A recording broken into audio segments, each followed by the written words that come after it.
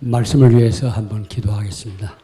하나님 감사합니다. 독생자 예수 그리스도를 이 세상에 보내주셔서 저희들에게 기쁜 선물을 주셨음을 감사드립니다.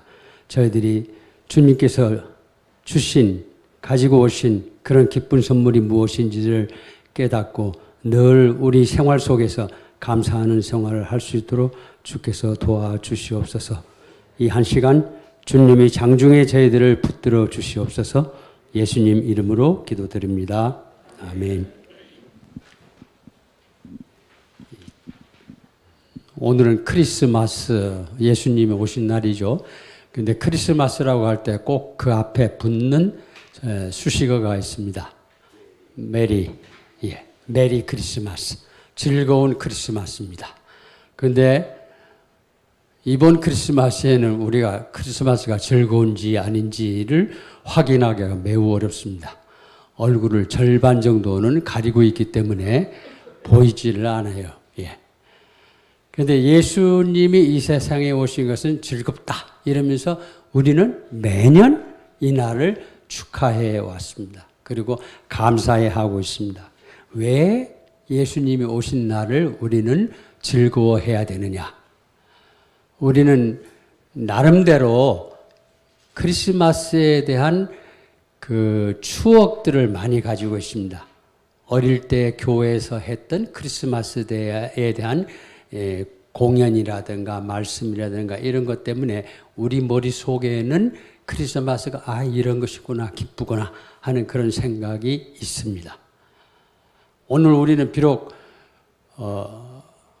생각하지도 않은 그런 전염병 때문에 얼굴의 표정을 이렇게 나타낼 수 없지만은 제가 시흥에 오면서 이렇게 보니까 한 가지 좋은 것은 있다. 날씨가 오늘 무척 좋구나 하는 그런 생각을 해봤습니다.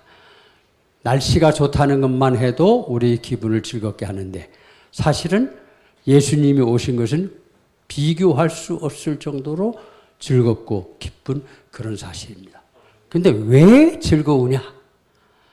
사실 왜 즐거우냐 하는 그 생각을 우리가 많이 해야 됩니다. 예수님은 우리에게 귀한 선물을 가지고 오셨습니다. 근데 그 귀한 선물을 보통의 경우에는 다 열어보고 기쁘다 이런 생각을 하지만은 때로는 그것을 잘 안 열어보는 분들도 있습니다. 또는 열어보더라도 대충 지나가는 이런 경우도 있습니다.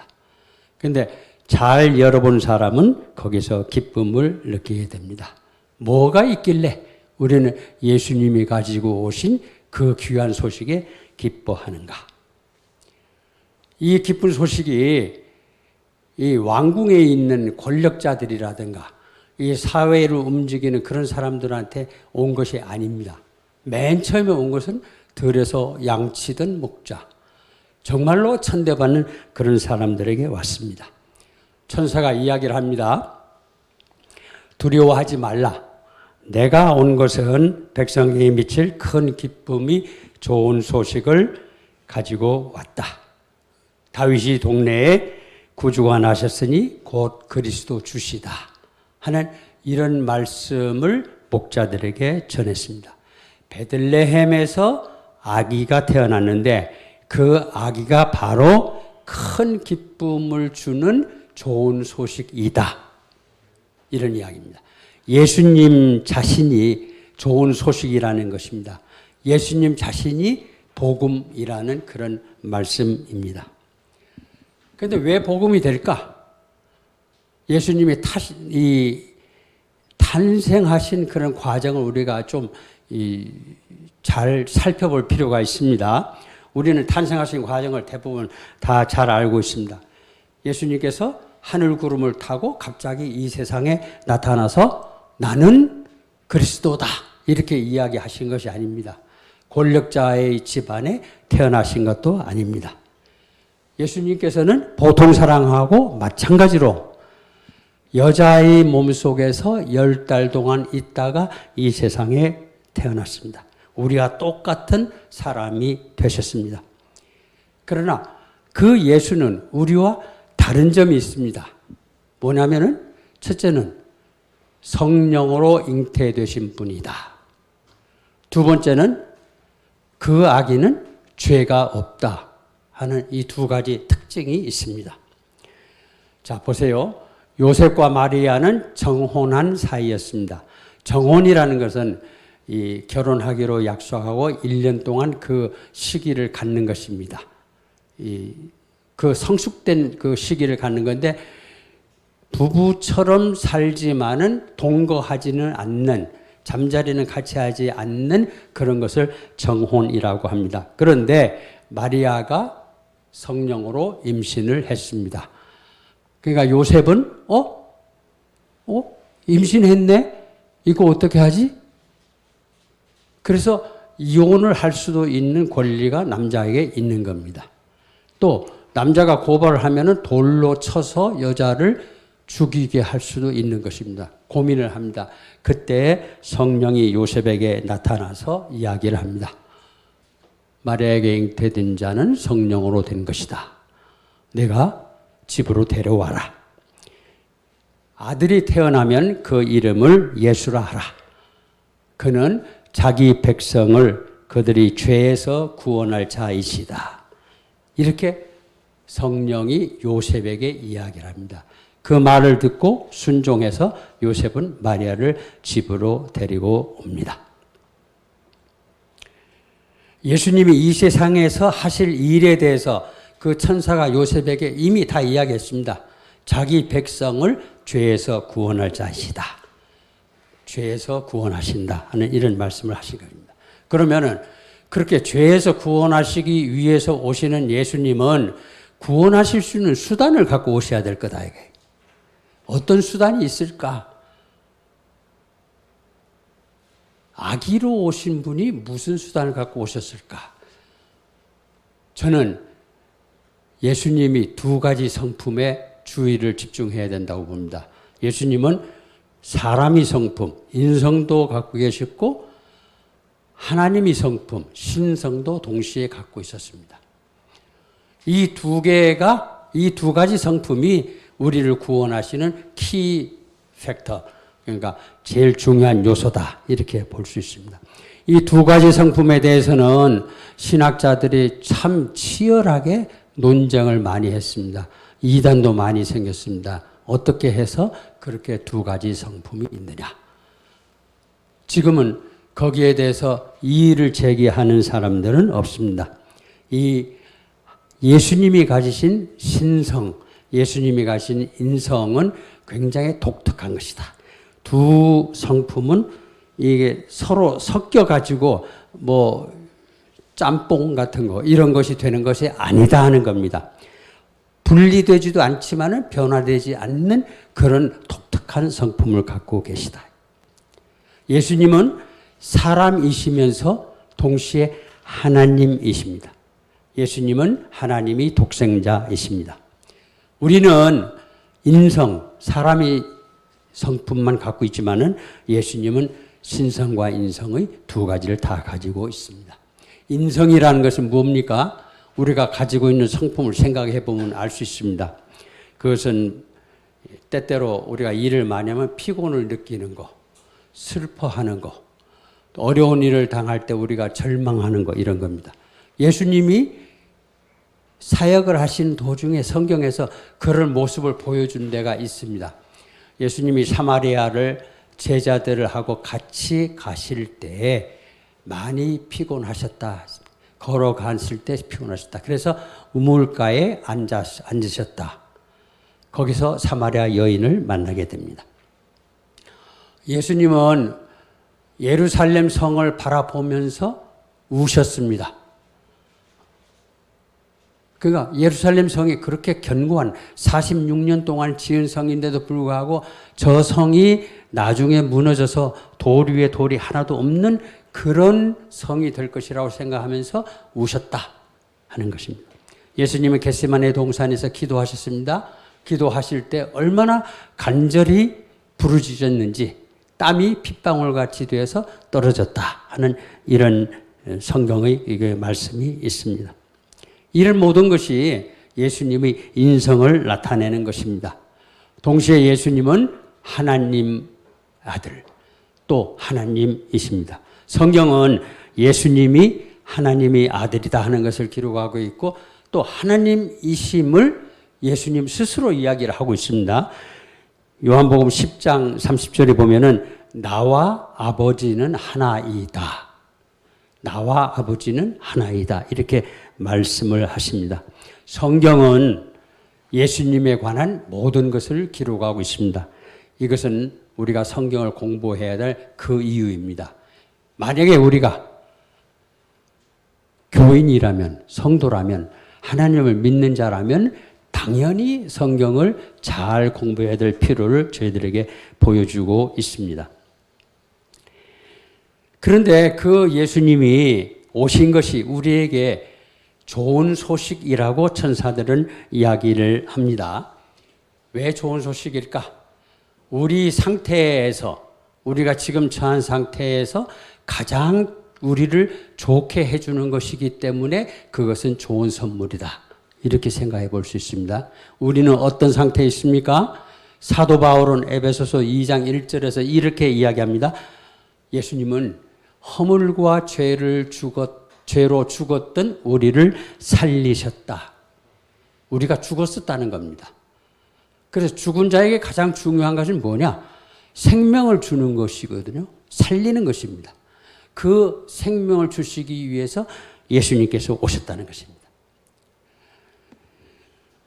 우리가 죽었다는 것은 그 당시 사도 바울이 말할 때 육신적으로는 살아있지만은 사실은 영혼으로는 죽었다는 그런 이야기입니다.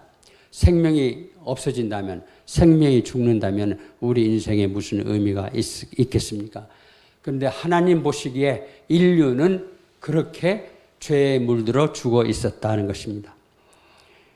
이 암이라든가 또는 아주 심한 질병으로 오래 아파온 사람들은 회복되기를 간절히 소망합니다. 건강하게 되기를 기대를 합니다. 병상에서 일어나서 남들처럼 좀 걷거나 또 가능하면 뛰고 싶은 생각을 많이 하게 됩니다. 남들하고 똑같이 이야기를 할 수 있고 또 같이 여행 가서 즐거워하는 것을 얼마나 생각을 많이 하는지 모릅니다. 병상을 떠날 수만 있으면 행복하겠다. 이렇게 생각을 합니다. 자기 생명이 꺼져가는 그런 생명이 아주 활발하게 움직이는 것을 느끼고 싶다. 이렇게 환자들은 생각을 합니다. 우리는 살아오면서 내가 죽었는데 이렇게 느꼈던 적은 없을 것입니다. 저도 한 번도 내가 죽었었는데 이렇게 느낀 적이 없습니다. 우리는 계속해서 숨을 쉬고 있는 거거든요. 숨을 쉰다는 거. 그건 생물학적으로 살아있다는 증거입니다. 그래서 우리는 그 생물학적인 증거 때문에 영혼이 어떻게 되는지에 대해서 감각이 없다는 겁니다. 성경은 육체적 삶과 영적인 삶을 구분해서 알아야 된다. 구분해서 살아야 된다 하는 그런 이야기를 하고 있습니다. 하나님을 믿는 성도들은 누구나 영적으로 살아있는 사람들이다 하는 것입니다. 예수님은 영적으로 죽은 우리들을 살리기 위해서 이 세상에 오셨습니다. 우리 죄를 속량해 주시고 대속해 주시고 그리고 우리를 의롭게 하기 위해서 이 세상에 오셨죠. 죄를 없애준다는 거가 얼마나 중요한 것일까?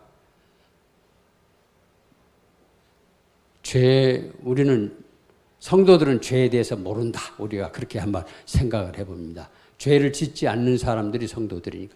그러나 죄를 짓는 사람도 자기가 죄를 짓고 있는지를 잘 모릅니다. 죄가 뭡니까? 죄는 어떻게 보면 간단한 유혹입니다. 자그마한 유혹이 큰 죄로 가는 거예요. 캐톨릭에서 7가지 대죄를, 큰 죄를 이야기합니다. 교만 같은 걸 죄, 교만. 교만이라는 게 뭡니까? 그냥 조금 자랑하는 거가 될 수도 있습니다. 그러나 점점점 많아지면서 그 교만의 위험성 같은 것이 굉장히 높아져 갑니다. 예수님도 경고하신 적이 있습니다. 사기, 거짓말하는 거예요. 십계명에도 거짓말하지 말라 해야 되죠. 그런 것이 간단하게 그냥 좋은 목적으로 이야기를 하는데 거짓말을 할 수도 있습니다. 그러나 성경은 거짓말하지 말라. 그거는 죄로 가는 길이다 하는 그런 이야기입니다. 뭐 탐욕 같은 거. 또 우리가 늘 살면서 조금 마음에 언짢으면 큰 소리 꽥 지르고 분노하게 됩니다. 그거 하지 말라는 거예요. 분노하지 말라는 거예요. 분노하는 데에 느리게 하면서 분노를 사겨라 이렇게 이야기합니다. 노하기를 더디하라 이렇게 이야기를 하는 거거든요. 그리고 살아가면서 우리는 남녀의 누구든지 정욕에 대한 생각을 합니다. 상대방에 대해 가지고 아주 좋지 않은 그런 생각을 많이 합니다. 성경에도 그런 예화가 나와 있습니다. 게으른 거 그것도 죄의 원천이 되는 겁니다. 죄주로 가는 겁니다. 그러니까 간단하게 있는 것이지만 죄라는 이제 그런 것이다. 그러니까 죄를 없애주신다는 것은 굉장히 중요한 것이라는 겁니다. 1960년대에 우리 박정희 대통령이 미국 육군사관학교 웨스트 포인트를 방문한 적이 있습니다. 학교를 방문하는 외국 대통령에게 특권이 하나 주어집니다. 뭐냐면 학칙을 위반한 자들을 사면해 줄 수 있는 특권입니다. 교장이 그 이야기를 합니다. 대통령과 학칙을 위반한 사람을 사면해 줄 수 있는 특권을 대통령께서는 갖고 있습니다. 그런데 학칙을 위반한다는 건 뭐냐면은 그 학교에서 퇴학을 당할 수도 있고 그 학교에서 중한 벌을 받을 수도 있고 또 중한 벌을 받으면 그게 학칙부에 기록돼서 군 생활하는 내내 그것이 자기를 괴롭힙니다. 승진이라든가 뭐 보직이라든가 이런 게 다 영향을 미칩니다. 박 대통령은 그 육사교장한테 나는 학칙 위반을 한 모든 사람을 사면해 주고 싶다. 그 이야기를 육사교장이 이제 방송으로 합니다. 근데 마침 점심시간이어서 육사생들이 이 점심을 먹고 있었습니다. 그 방송을 듣는 순간에 육사생들은 다 기립해서 발을 구르고 박수를 치고 좋아했습니다. 왜? 사면이라는 게 죄를 사해주는 게 얼마나 중요한 것이다. 자기 일생에 큰 걸림돌을 제거해 준다는 것을 알기 때문에 옆에 좋아하는 친구가 그런 데서 헤어나는 거, 해방되는 것이 즐겁기 때문에 다 일어나서 박수치고 발을 구르고 그렇게 환호했다는 것입니다. 이 본문에서 큰 기쁨의 좋은 소식이라는 거, 이거는 예수 그리스도를 통해서 영적으로 죽었던 우리가 다시 살아난다는 소식입니다. 하나님은 구원의 능력이 있습니다. 예수 그리스도는 좋은 소식입니다. 복음입니다. 예수 그리스도는 우리 죄를 없애주시고 우리를 구원하시기 위해서 이 땅에 오셨습니다. 히브리서에 보면은 그 이야기 있습니다. 누가 히브리서 9장 26절을 한번 찾아서 읽어주시겠습니까? 히브리서 9장 26절입니다.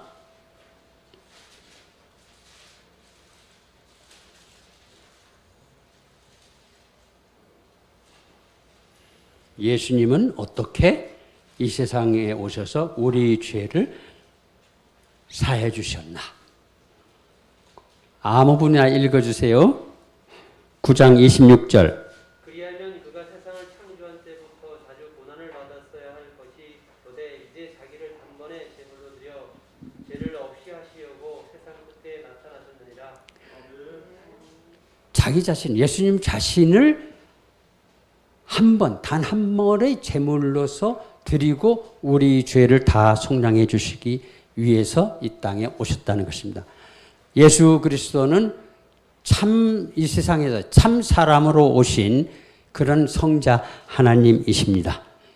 그분이 이렇게 오셔가지고 우리에게 이렇게 좋은 좋은 기적을 베푸신 그 은혜가 굉장히 신비한 겁니다. 그러나 그 신비한 은혜를 우리는 성경을 통해서 확인하는 그런 기쁨을 가져야 합니다. 예수님은 이사야 선지자의 예언을 통해서 자기가 이 세상에 와서 무엇을 할 것인지에 대해서도 분명히 이야기하십니다. 누가복음 4장에 그 말씀들이 있죠. 예수님은 복음을 전하게 하시려고 이 땅에 오셨다. 또 포로된 자를 자유케 하시려고 오셨다. 눈먼 자들을 다시 보게 하시려고 오셨다. 눌린 자를 자유롭게 하시려고 오셨다. 이렇게 말씀하십니다.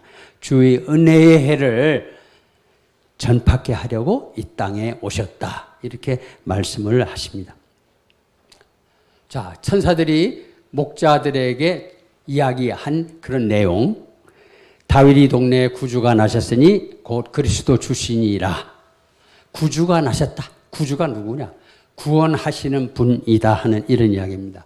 이 구주라는 것은 당시에 그 모든 사람들이 신이라고 생각하는 그 신에 드렸던 호칭이고 또 로마 황제에게 붙였던 그런 명칭입니다. 그런데 예수님은 인류의 구원자이시죠. 구원자라는 그런 의미에서 구주라는 호칭을 하고 있는 것입니다. 그리스도 주시다. 그리스도는 뭡니까? 그리스도는 기름 부음을 받은 자입니다. 어느 때 기름 부음을 합니까? 왕이라든가 제사장에게 기름을 부어서 왕을 삼고 제사장을 삼는 것입니다. 예수님은 우리 왕이십니다. 우리를 다스리는 왕이시고 우리를 위해서 하나님 앞에 서 계신 대제사장이십니다. 당연히 기름을 부음받는 그리스도이시죠. 그리스도 주시니라. 주는 뭡니까? 주는 사실 여호와라는 말 대신에 사용하는 단어입니다. 주는 예수님의 신성을 이야기를 하고 있습니다. 예수님은 그리스도와 주로서 불려주는 그런 분이십니다. 유일한, 그렇게 호칭을 받을 유일한 분이다. 우리가 그렇게 생각을 합니다. 이 예수 그리스도의 탄생이, 예수님의 탄생이 기쁜 소식인데 어떻게 해서 들에서 양치는 목자에게 전해졌을까 하는 그런 생각을 한번 해봅니다. 이스라엘은 유목국가였죠. 그래서 목축을 굉장히 중요하게 생각했습니다. 그렇지만은 목축이 중요하지만은 그 양떼를 지키고 양을 사육하는 목자들을 중요하게는 생각하지 않았습니다. 마치 그들은 세리들처럼 천대를 받았다는 것입니다. 그 목자들은 성전에서 제사를 지내는 그 양들을 길렀습니다. 그래서 양들을 희생제물로 바쳤죠. 그러나 목자들은 양들을 기르기 위해서 성전 제사에 참여하기가 어려웠다는 것입니다. 이런 목자들, 사회적인 천대를 받는 이런 목자들은 사실은 위로받을 만한 사람들입니다. 예수님께서는 그 인자하심과 위로하심으로 목자들에게 오셨다. 이렇게 생각을 해볼 수 있습니다. 목자들은 의지할 곳이 없는 것이죠. 아픈 사람이 의사를 필요로 하듯이 목자들은 예수님이 오심이 매우 필요한 사람들이었습니다. 천사가 이야기를 합니다. 강보에 쌓여 구유에 누워 있는 아기를 보리니 이것이 너희 표적이니라.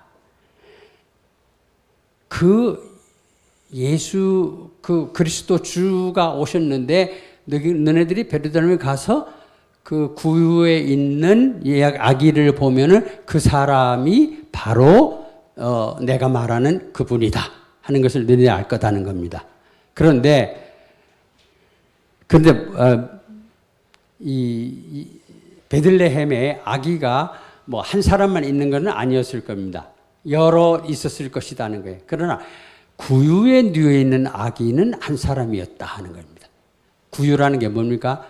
말이 여물을 먹는 그 나무 통을 이야기를 하는 겁니다.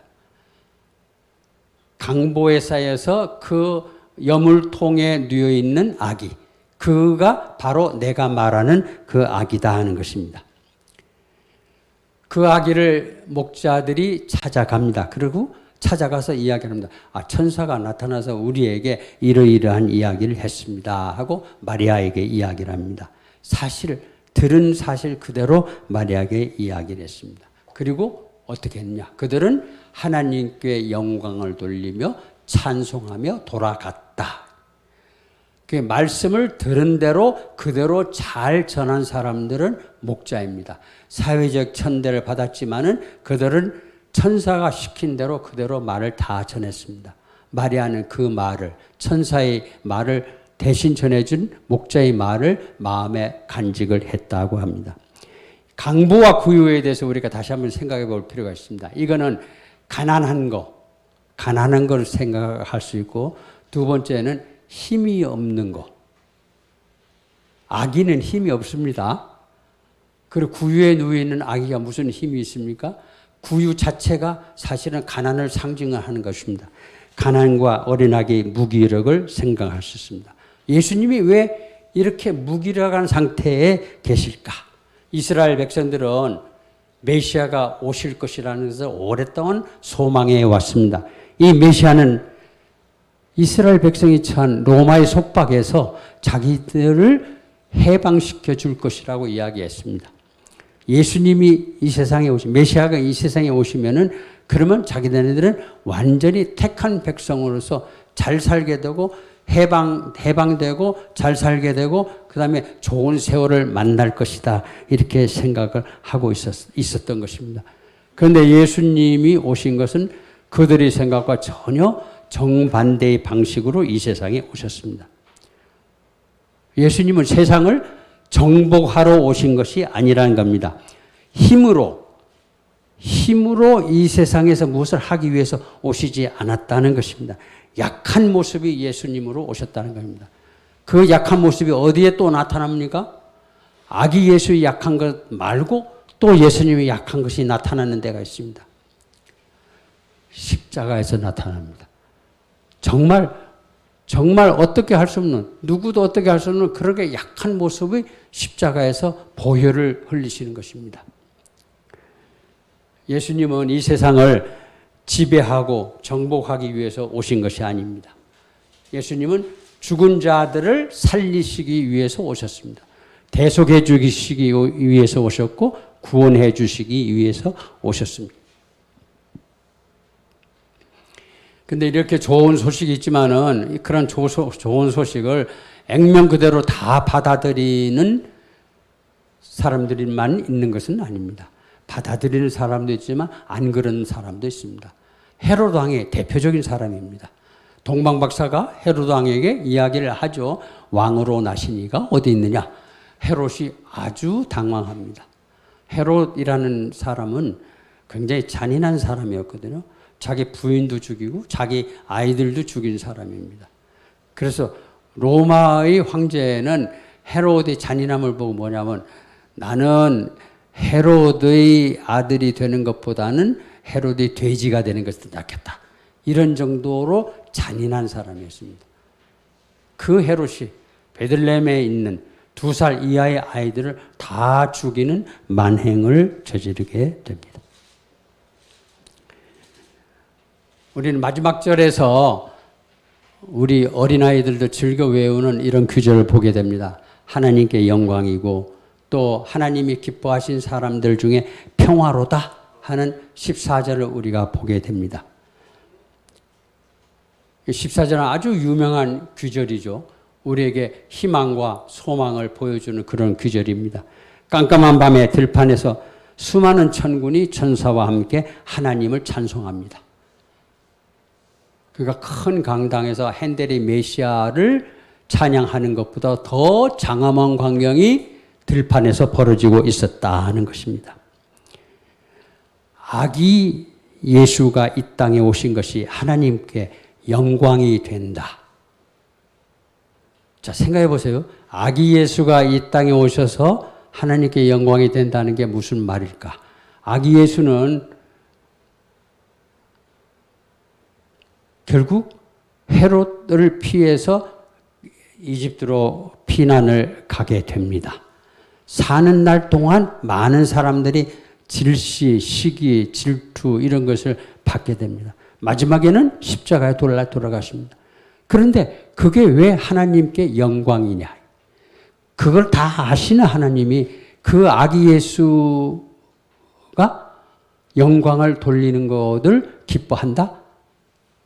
왜일까 하는 생각을 해봅니다. 하나님께서는 자기 백성이 회개하고 자기에게로 돌아오는 것을 기뻐하십니다. 예수님이 앞으로 그 잃어버린 백성들을 설득해서 말씀을 전해서 하나님께로 돌아오는 그런 영광을 천군들이 지금 영광스럽게 찬양을 하는 것입니다.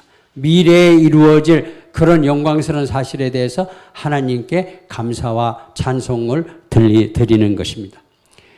우리는 이런 기쁨이 어떤 것일까 하는 것에 대해서 그렇게 잘 알 수는 없습니다. 조금 더 쉽게 이야기하면 누가복음 15장에서 잃어버린 아들이 아버지께 돌아오는 광경을 우리가 쉽게 생각해 볼 수 있습니다. 아버지가 집에 있는데 아들이 저 동구 밖에 멀리서부터 옵니다. 그런데 그 아들을 아버지는 아는 겁니다. 그러니까 뛰어서 아들한테 가서 아들한테 붙잡습니다. 끌어안습니다. 그런데 그 당시에 어른들이 뛰어간다는 것은 채신머리가 없는 그런 거거든요. 근데 아버지가 아들을 보는데 채신 이런 걸 따질 것이 아니다. 뛰어가서 끌어안고 기뻐하고 좋아합니다. 잃어버린 아들을 그렇게 해서 환영을 하는 것입니다. 근데 그 잃어버린 아들을 얻는 기쁨을 우리가 생각하면서 우리는 왜 기뻐해야 될까? 사실은 우리는 그 잃어버린 아들 중의 한 사람이었다 하는 것을 생각을 해야 됩니다. 그리고 우리가 좋아하는 사람들이 그 잃어버린 사람들 그 가운데 섞여 있다면은 그 사람들 다시 돌아오는 것을 생각을 하면서 그러면서 우리는 하나님께 영광을 돌려야 된다. 이렇게 생각을 합니다. 땅에서는 하나님이 기뻐하신 사람들 중에 평화다. 하나님이 기뻐하신 사람들 뭡니까? 하나님이 선택하신 사람들, 하나님이 말씀을 들은 사람들입니다. 장벽과 그들 사이에는 장벽이라든가 차별이 없습니다. 에베소서 2장에 이런 말씀이 있습니다. 그는 우리 화평이신지라. 그는 예수 그리스도는 우리 화평이신지라. 둘로 하나를 만드사 원수된 것 중간에 막힌 담을 허셨다. 이렇게 이야기하고 있습니다. 우리 사이에 원수된 것을 없앤 분이 예수 그리스도라는 것입니다.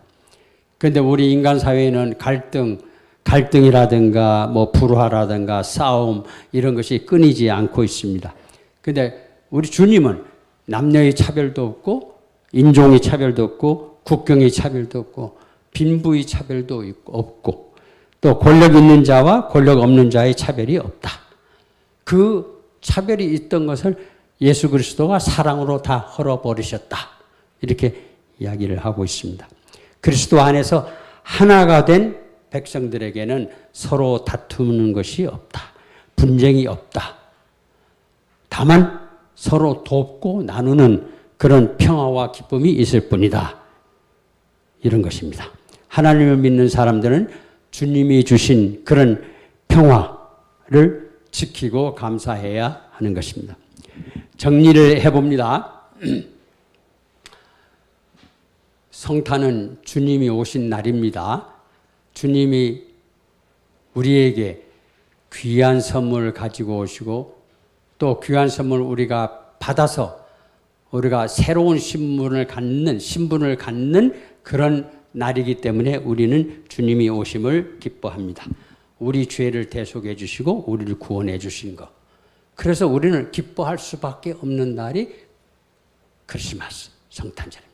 2000년 전에 이미 오셨는데 무슨 소리냐? 2000년 전에도 오셨고 매년 우리한테 오시고 매일 매시간 우리한테 오시는 것입니다. 이 성탄절에 우리가 결단할 것이 있습니다. 어떻게 결단할까? 첫째는 구원을 주신 우리 예수님을 기억하며 감사하자. 아주 쉬운 겁니다, 사실은. 예수님을 기억을 하고 그리고 우리는 감사하자. 두 번째 결단은 주님의 섬김, 주님의 사랑을 본받는 우리가 되자. 이 크리스마스에 하나님이 주시는 그런 축복이 성도 여러분에게 같이 하시기를 기원합니다. 기도하겠습니다. 예수님이 우리를 위해 이 세상에 오심으로 우리는 구원받고 새롭게 태어났음을 감사드립니다. 우리 주님이 끝없는 사랑과 은혜를 기억하며 받은 은혜와 사랑을 이웃과 나누며 살아가는 우리 모두가 되게 하옵소서. 코로나 바이러스로 인하여 생계 불안과 정치적인 불안과 전염의 위험을 느끼는 모든 백성들에게 주님이 치유와 위로가 있게 하옵소서. 이 나라 백성들이 그리스도 안에서 하나가 되는 기쁨을 누리게 하옵소서. 가난과 고통과 억울함에 목매이지 않고 우리 주님께 소망을 두며 인내하면서 이 세상을 승리하며 살아가게 하옵소서. 만 백성이 빛과 소망이 되시는 생명이 되시는 주님 앞으로 모여 영광을 찬양하게 하옵소서. 구하지 않은 소원도 이루어 주실 줄 믿으며 예수 그리스도의 이름으로 기도드립니다. 아멘.